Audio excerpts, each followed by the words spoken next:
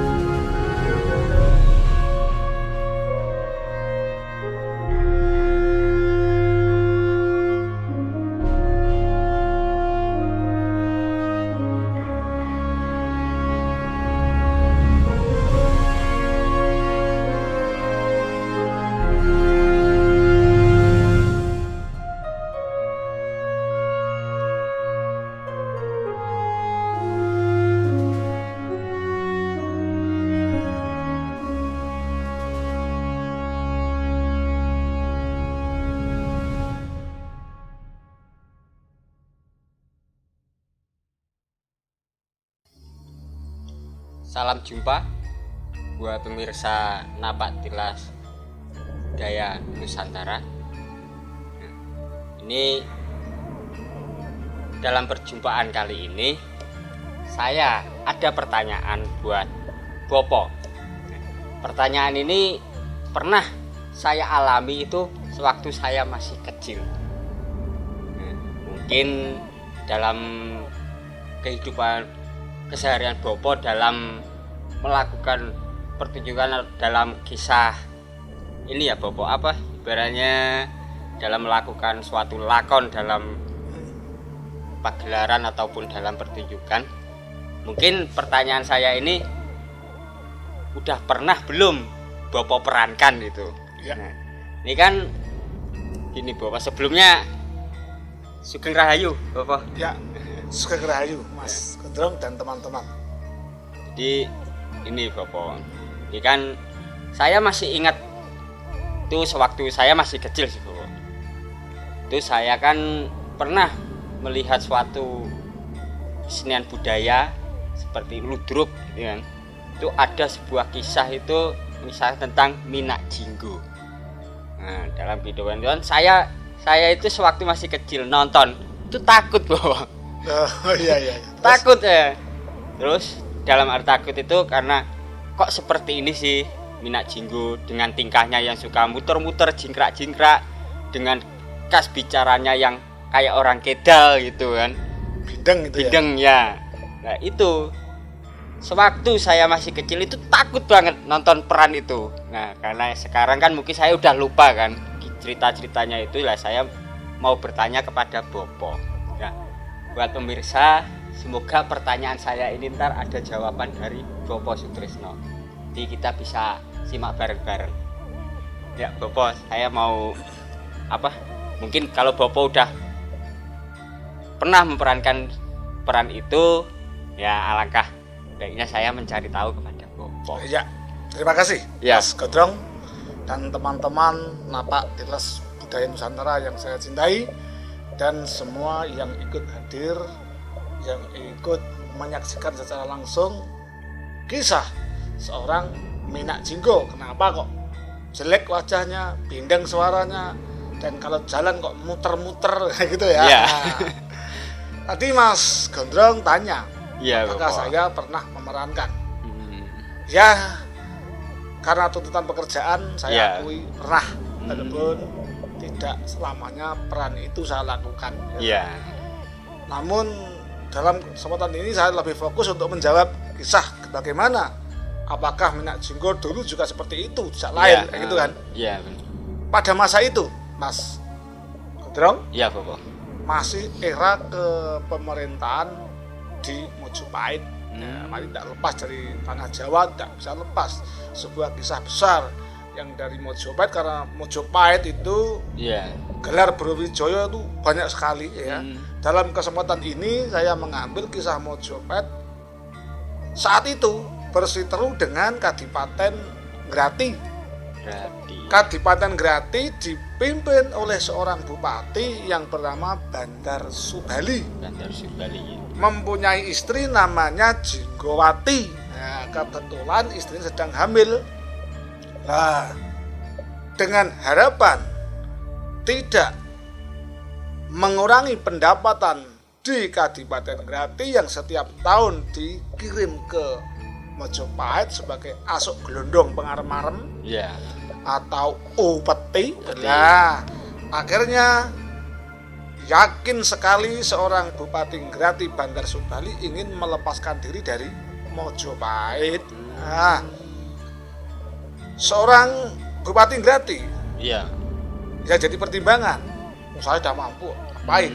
Nah, dan saran-saran dari istrinya sendiri untuk jangan melepaskan diri dari Mojopahit, dan saran masukan-masukan dari Punggowo Kadipaten Grati sama sekali tidak didahar atau orang digugu. Iya, diabaikan gitu ya. Diabaikan. Bahkan sudah diniati 3 kali yang akan datang tidak sowan ke Mojopahit. Oh, iya. Lah, seperti biasa dalam tata pemerintahan, kalau sudah tidak sowan Iya.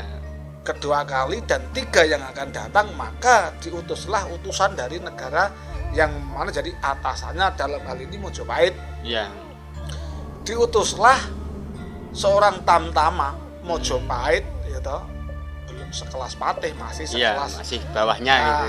kebetulan saat itu seorang Raden, nah, yang diutus ke Grati. Nak yen opo toh sebabnya kok ndak sowan di Mojopahit, apa karena sakit? Iya. Apalagi di perbatasan Mojopahit Grati kok ada umbul-umbul yang bertuliskan merdeka, merdeka, merdeka. Itu maksudnya apa? Berarti mencari keterangan gitu ya. Bupati Grati menjawab dengan jelas dan tegas bahwa ketahuilah, hei utusan dari Mojopahit, dengan adanya umbul-umbul tadi, merdeka, merdeka, saya akui bahwa saya ingin melepaskan diri dari pemerintahan Mojopahit. Nah, diingatkan oleh seorang utusan tadi bahwasanya itu tidak baik dan membuat contoh buruk buat kadipaten-kadipaten yang lain. Akhirnya jadi perselisihan dan akhirnya pulanglah seorang utusan dari Mojopahit karena bala tentara dari Mojopahit yang bersifat nakyenke, tidak diniati perang, dan itu mendapat gangguan dari atau istilah itu gesekan ya, melihatkan permusuhan, dan utusan Mojopahit memilih untuk pulang ke Mojopahit dan melaporkan peristiwa itu pada Sang Prabu Brawijaya, yang mana kesempatan itu dihadap oleh seorang Patih Maudoro, Patih Mojopahit. Lah, itu Mas, membuat Sang Prabu Brawijaya marah. Karena apa? Ini jelas kalau dibiarkan membahayakan keutuhan Mojopahit. Akhirnya diutuslah seorang Patih Maudoro untuk turun gunung, turun dari istana Mojopahit untuk mencari barang siapa yang mau mengabdikan diri atau membantu prajurit Mojopahit memerangi Kadipaten Grati akan mendapat ganjaran. Nah, setelah itu turunlah seorang Patih Maudoro di suatu tempat. Tepatnya di desa itu banyak orang yang berlarian, Mas. Orang-orang desa do lari, do mlayu, orang ke pasar kocar-kacir. Lah, ternyata di situ ada orang tinggi besar, ngamuk, obrak-abrik pasar, bahkan sekali dimakan, ada daging dimakan, ada buah dimakan, dan membuat pasar kocar-kacir dan desa-desa menjadi mencekam. Tapi ini Bopo, ini kalau kopi ini tidak dicicip, suasananya malah tambah mencekam. Biar agak tidak mencekam, monggo diunjuk. Oke, Mas Gondrong. Ya, saya minum kopi dulu ya. Minum, dan teman-teman silakan itu jangan dicicipi kata Mas Gondrong. Dan saya cukup kopi saja. Saya temenin ngopi, Bopo. Oke. Ya. Ini pemirsa, suasananya biarpun ceritanya mencekam, tapi suasananya biar tidak mencekam, kita ngobrolnya sambil minum kopi. Jadi biar tetap santai. Kita seperti di warung saja ya, nggak Iya, apa-apa ya. Bapak. Terus Lah, selanjutnya gimana itu, Bapak? Apa itu yang membuat mencekam tadi saya sampaikan orang tinggi besar, itu di atas rata-rata. Iya. Nah, dan ternyata Mas, yang membuat mereka takut adalah satu, wajahnya. Kedua, tanduknya. Itu semacam orang Iya. gembal rambutnya, punya tanduk besar dan runcing sekali, dan dia tidak segan-segan membunuh orang kalau dia tidak dikasih dalam arti makanan-makanan yang disukai oleh orang. Apapun keinginannya kalau Iya. nggak dituruti Lah, marah gitu ya. Setelah kocar-kacir kan berlarian. Iya. Nah, di saat berlarian itulah ketemulah seorang Patih Maudoro. Tanya, ada apa ini? Ini semakin seru ini. Terus setelah bertanya itu, Patih Maudoro mengatakan, saya adalah Patih Mojopahit dan saya akan menolong kalian. Tidak usah takut. Maaf Sang Patih, ini ada geger, tolong Gusti Patih nyingkrih. Oh, tidak bisa, saya hadapi. Nah, akhirnya setelah rakyat itu melarikan diri, meninggalkan Patih Maudoro, datang yang saya sampaikan tadi. iya. Nah, ternyata dia bisa berbicara, Mas. Oh. Berarti bisa setelah bertemu itu bisa komunikasi. Bisa komunikasi. Nah, setelah bisa berkomunikasi dan Iya. ditanya, apa mau kamu? Nah, saya menginginkan enak. Saya menginginkan tercapai semua kemauan saya dan saya ingin makan yang mana kemakanan itu kesukaan saya. Ya termasuk daging mentah mau, Iya. buah, segala buah mau. Oleh Patih Maudoro dimanfaatkan. Oh ya, karena adanya itu tadi ya, benar-benar. Mengingat dawuh Sang Prabu Brawijaya kalau telah Iya. suruh mencari jago untuk membantu prajurit Mojopahit, akhirnya ditawarilah seorang tadi, kebetulan pengakuannya dia bernama Kebo Marcuet. Kebo Marcuet. Karena dia punya tanduk, Ya. punya hitam tadi, ya toh. Kebetulan rambutnya gimbal dan panjang, mulutnya lebar dan besar, dan matanya merah. Merah. Oh iya. Dan oleh Patih Maudoro setelah menawari seorang Kebo Marcuet, mau dia. Ini nih. Jadi apa ya? Karena mungkin perwujudan ataupun apa yang merupakan mata merah, bertanduk besar. Itulah sosok Kebo Marcuet ya. Nah, pengen tahu lebih lanjutnya, ayo kita sama-sama mendengarkan apa yang disampaikan oleh Bapak Sutresno. Akhirnya Iya, Bapak. Kebo itu malah ngomong, maaf Gusti Patih Maudoro, kalaupun saya berangkat ke Ngerati tanpa prajurit pun saya siap. Berarti sendirian dia, Nah, pelantang gitu ya. seorang Maudoro itu antisipasi ya kalau orang ini, dan saya yakin ini mampu kalau saya bertarung. Karena apa? Menurut warga setempat dia tidak mempan dibacok dan lain-lain. Akhirnya datanglah seorang Kebo Marcuet masuk ke Kabupaten Ngerati. Berarti ya. Nah, di alun-alun bikin geger Kebo Marcuet. Lalu datanglah seorang Bupati Ngerati bertarung melawan Kebo Marcuet. Oleh kesaktian Kebo Marcuet, tanduk yang runcing tadi tepat dihantamkan atau dihujamkan ke dada Kebo Marcuet, ke dadanya seorang Bandar Subali, dan akhirnya ini luka parah. Langsung menancap gitu. Luka parah. Dan oleh prajuritnya saut dan dibawa pulang ke Kadipaten Ngerati. Dan Kebo Marcuet langsung mengejar ke Kadipaten Ngerati. Di Taman Sari, tepatnya di Kadipaten Ngerati, Jinggowati ternyata sedang mencemaskan tentang peperangan antara Mojopahit dan Ngerati.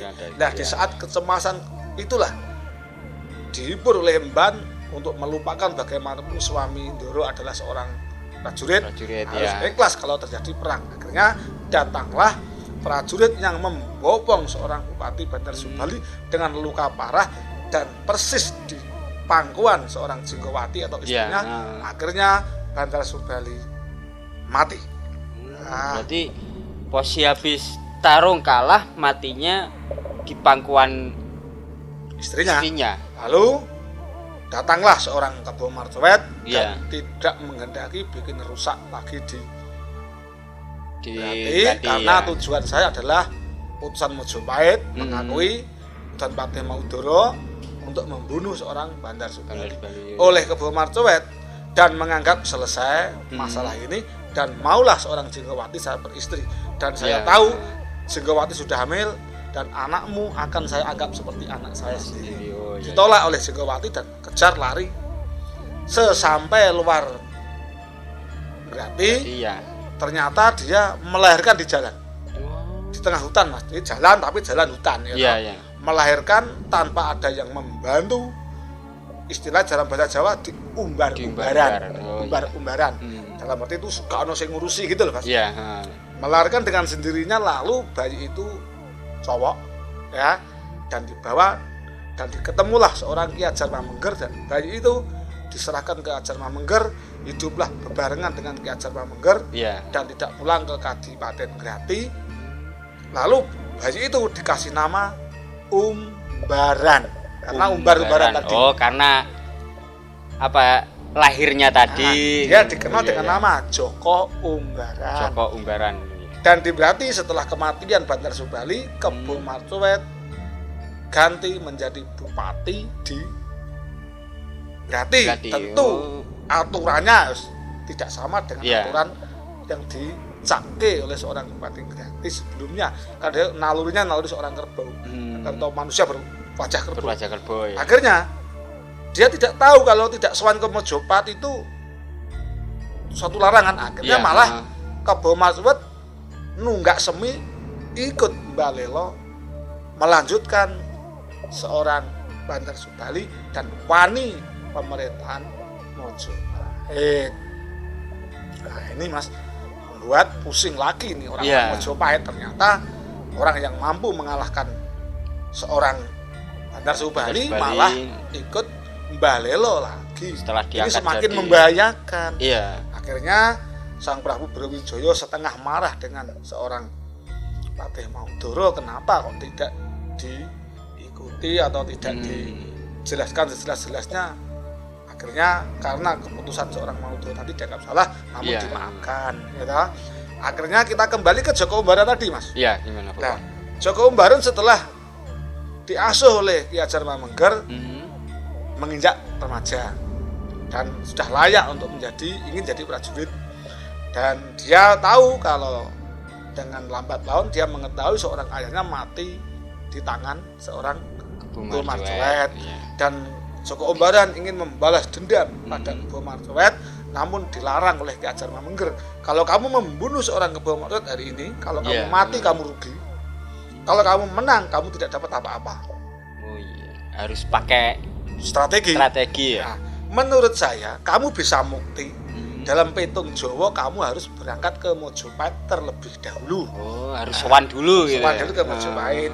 Nah, akhirnya dengan berbekalkan doa dari orang tuanya, ibunya tadi Iya. dan mempunyai saudara angkat juga di situ, ya namanya Joko Pujan. Joko Pujan. Akhirnya berangkatlah seorang Joko Umbaran ke Mojopahit dan Pujan mengikuti. Ternyata di jalan dia tidak mau diikuti, disuruh pulang adiknya dan bandel dan kepalanya dijambak rambutnya, Iya.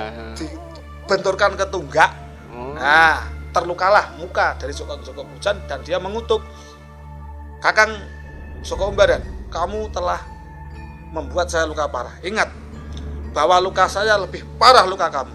Ah, nggak peduli. Diabaikan gitu ya. Berangkat ke Mojopahit. Di Mojopahit kan jauh mas. Iya. Nah, Bapak. kita ambil kisah di Mojopahit. Akhirnya Brawijaya dengan kepusingannya untuk mengatasi masalah yang disebabkan oleh Kebo Marjoet, datanglah seorang Joko Umbaran. ya. Ingin sewito terjadi prajurit di Mojopahit.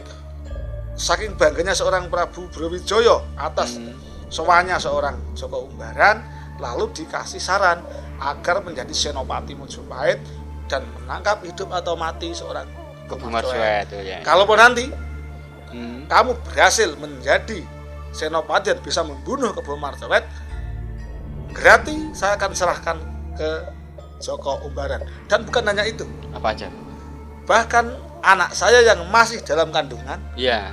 kelak akan saya jodohkan dengan kamu Joko Umbaran. Wah, semangat toh. Masih dalam kandungan itu. Iya, padahal masih dalam kandungan itu. Disaguhke ya. Iya. Lalu dengan semangat tinggi berangkatlah seorang Joko Joko Umbaran Umbaran, ya. beserta prajurit secukupnya ngeraboso atau perang ke Hmm. Majapahit. Akhirnya sepeninggalnya Umbaran, Patih Ya. Maudoro tanya sama Sang Prabu Brawijaya, maaf Sang Prabu, apa tidak berlebihan sabda pangandika sampeyan? Iya. Karena apa? Menghadiahkan seorang Umbaran pada bayi yang masih dalam belum- kandungan, ya. ini suatu mendahului kehendak yang maha Yang kuasa. Maha Kuasa. Oleh Prabu Brawijaya memberikan jawaban, Kakang, ini hanyalah suatu siasat saya untuk membuat semangat seorang Joko Umbaran, karena saya yakin anak saya di dalam kandungan istri saya adalah laki-laki. Kan Oh, otomatis ya Karena posisi masih dalam kandungan, entah itu laki-laki atau perempuan kan belum pasti. pasti kan. Iya, Nah, benar. kalau laki-laki kan tidak mungkin Nggak terjadi mungkin, sejenis. iya. Dengan sendirinya ini hanya untuk semangat saja. Hmm. Itu versinya Prabu Brawijaya. Iya, benar. Maaf Sang Prabu, ya itu kalau anak perempuan, laki-laki kalau perempuan gimana? Loh, Kang Patih, apa maksud kamu? Kok menurut saya Iya. putra Sang Prabu Brawijaya yang akan datang adalah cewek? Hmm. Nah, ini membuat Sang Prabu Brawijaya merasa dipanding. Akhirnya terjadilah tebakan. Iya. Kebetulan saat itu istri Patih Maudoro juga hamil, tapi masih hamil muda. Masih hamil muda. Seorang Prabu Brawijaya, suami istrinya juga Iya. hamil, tapi lebih tua Hmm. kehamilannya seorang istri Seorang istri Brawijaya. Brawijaya, ya. Akhirnya main tebakan, Mas. Guyon tapi maton. Iya. Nah, Sang Prabu Brawijaya menghendaki tebakan kepada istrinya. Hmm. Dan saya memilih menebak dulu, Kang Patih. Iya. Nah, Tebakannya gimana? saya caranya? menebak istri saya lahir laki-laki. Oleh Patih Maudoro menjawab, berhubung sudah sampean tebak laki-laki, Iya. saya menebak putri sampean perempuan. Kalau terjadi perempuan, Iya. Brawijaya kan bingung, gimana Hmm. nanti saya punya menantu ini gitu. Akhirnya gini Kang Patih Maudoro, kalau begitu pakai tebakan. Sudah berjalan, sekarang taruhan. Kalau ternyata benar, bagaimana? Dan kalau salah bagaimana? Iya. Oleh Patih Maudoro, kalau tebakan saya salah, saya rela meninggalkan kepatihan dan meninggalkan Majapahit. Itu kalau tebakannya salah. Kalau tebakannya benar. Lah ini benar pokok. itu Sang Brawijaya memilih diam, tentu untuk meratapi. Tapi dengan berjalannya waktu, Iya. ternyata tanpa sepengetahuan seorang Brawijaya sebelum itu, Heeh. bayi lahir dari istri Permaisuri Brawijaya kebetulan Apa itu? laki-laki, Oh, laki-laki. diambillah seorang Patih Maudoro bayi itu, Iya. dan ditukar bayi dari Patih Maudoro ke istri yang Istrinya, melahirkan ya. perempuan dikasih ke Permaisuri. Setaunya orang se-Mojopahit Iya. termasuk Sang Prabu Brawijaya, Bromatujum saat itu masih gelarnya ya, Brawijaya Bromatujum, jelas kalau sang putri dalam adalah perempuan. Nah, Karena kelicikan itunya. bukan kelicikan, Mas. Apa Jangan itu? dimaknai kelicikan. Ya. Kalau Apa, dimaknai Bapak? kelicikan itu suatu kejahatan, Mas. Hmm. Ini kan sifatnya gini loh, seorang Maudoro antisipasinya. Ya, Ya. saya terusir dari Mojopahit tidak apa karena versi seorang Prabu Brawijaya Ah. tebakan saya salah. Namun setidaknya kalau anak saya titipkan di Oh iya, di Mojopahit, Mojopahit. tentu besok akan mukti Ngawibowo gitu loh, Mas. Oh, itu tujuan dari bukan itu ya. itu pemirsa. Jadi suatu kesimpulan atau apa nggak harus langsung mentah. Ya, sebagai contoh. Jadi kita lanjut lagi. Tapi tetap Bopo. Jangan dibiarkan dingin percuma. Oh iya, masih panas. Iya, Ya, iya, santai dulu. Dan teman-teman dari tim kreatif Napak Tilas Budaya Nusantara, mari minum kopi.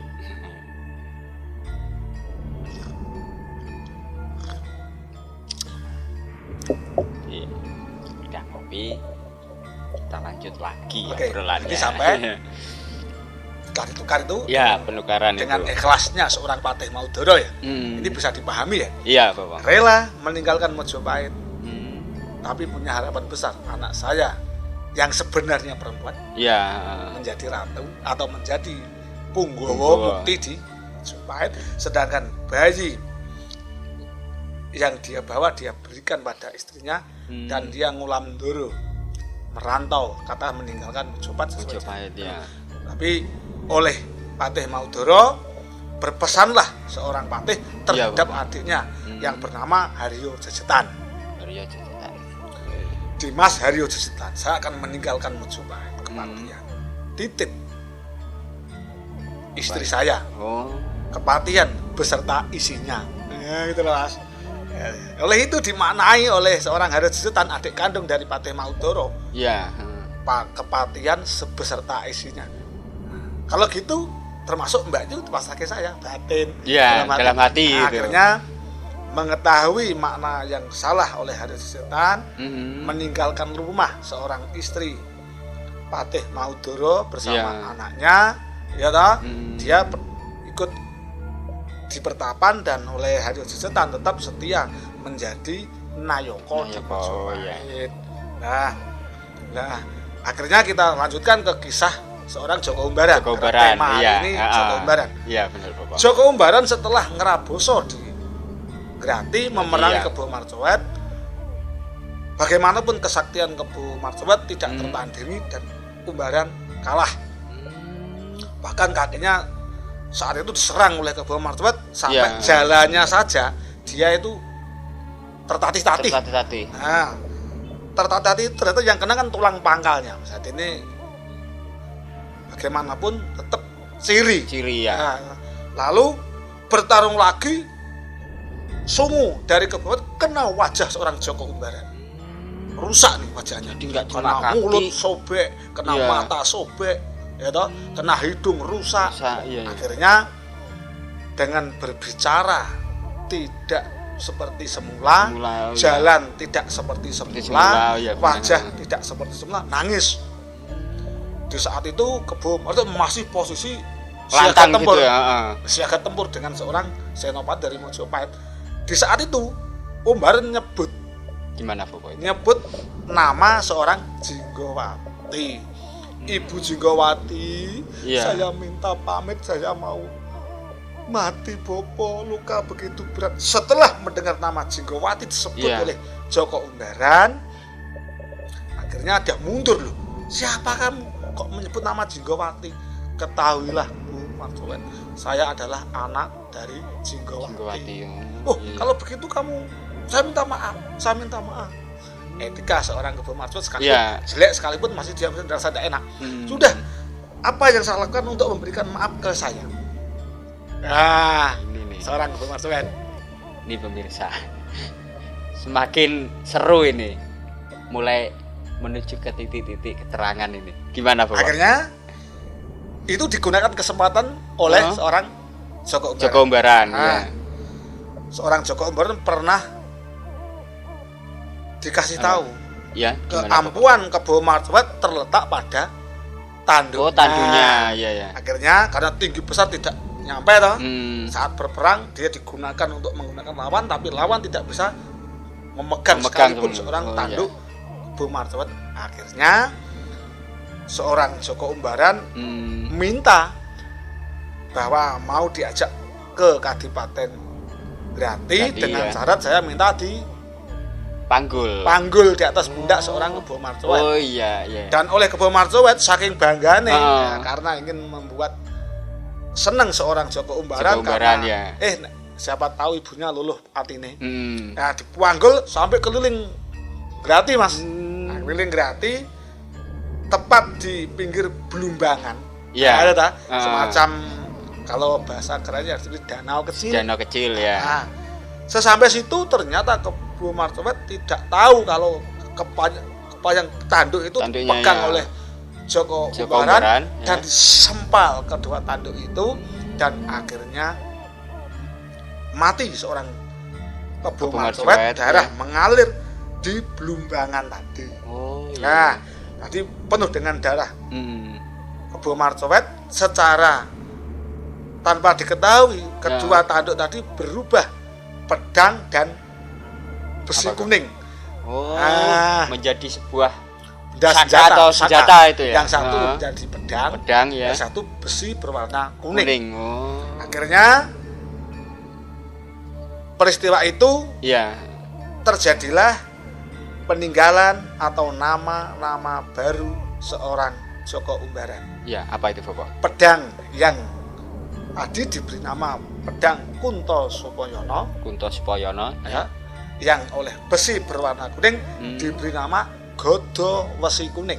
Oh, Godo Wesi Kuning. Jalan Iya. tetap tertatih-tatih, wajah tetap rusak Tetap walaupun rusak, sembuh, iya. dan peristiwa belumbangan yang penuh tadi diberi nama Belumbangan atau Blambangan. Oh, Dan iya. gelar sekarang Kadipaten Grati Ya. menjadi nama Kadipaten Blambangan. Hmm. Dan Joko Umbaran berganti nama Minak Jinggo. Nah, Oh, dan orang yang iya, labu-labet menolong ketika seorang Umbaran rusak tadi dikasih minum oleh orang desa Iya. yang kebetulan orang memanggil itu Pak Dayun. Pak Dayun ya. Kebetulan punya anak namanya Tulkiem. Yang dipanggil Dayun Pak Tulkiem. Nah, itu diangkat dari abdi seorang Minak Jinggo atau Joko Umbaran sampai dia itu mijit apapun abdi seorang Dayun Ya. sampai akhir hayatnya mengabdi pada seorang Minak Jinggo Minak itu Jinggo. tadi. Nah, itulah Oh, iya. kisah dari Minak Minak Jinggo. Jinggo. Mengenai kisah selanjutnya, kalau nanti Iya. Mas Gendong ingin tahu, Iya, atau Bapak. teman-teman yang ada di studio ingin tahu apa ada kelanjutannya, kisah terjadinya seorang Minak Jinggo, ada kisah yaitu kalau Apa, Pak? mau disambung loh ya, Ya. itu ada cerita Minak Jinggo nagih janji atau damar wulan ngeratu. Demikian iya. tadi yang saya sampaikan mengenai kisah terjadinya atau asal mula seorang Minak Jinggo Balelone Kebo Marsuet. Marsuet, iya, Kalaupun iya. ada versi yang lain Ya Bapak. berbeda dengan yang saya sampaikan ke Mas Gondrong dan teman-teman apa jelas budaya Nusantara, saya pribadi minta maaf, tapi tolong perbedaan versi jadikanlah pembelajaran bersama. Saya yakin, saya dan menyadari saya belum tentu benar, dan saya yakin bisa juga versi Anda lebih benar. Terima kasih, mohon maaf atas segala kekurangan. Jadi ini Bapak. Kan tadi Bapak juga udah menyebut kan, nggak sampai di sini ada versi tambahan. Nah, ini yang menjadi motivasi saya untuk bisa, berarti kan Bapak ada waktu lagi. Jadi nggak sampai di sini perjumpaan saya bersama Bapak Sutrisno. Kan ya entah itu tadi Bapak keceplosan atau gimana. Kan Bapak udah menyebut, Ini berarti sesuai tema ya. ya, berarti saya kalau ketemu Bapak lagi, saya wajib untuk mempertanyakan itu. Monggo. Ya. Buat pemirsa Napak Tilas Budaya Nusantara, akhirnya kisah tentang yang namanya Minak Jinggo udah tahu saya. Ya mungkin pemirsa juga bisa mengetahui tentang adanya cerita tadi. Itulah perjalanan dari Minak Jinggo yang semula sebelum mendapat julukan Minak Jinggo yaitu adalah Joko Umbaran. Nah, moga dari obrolan saya bersama Bapak Sutrisno bisa diambil pelajarannya. Nah, buat pemirsa Napak Tilas Budaya Nusantara, saksikan episode saya selanjutnya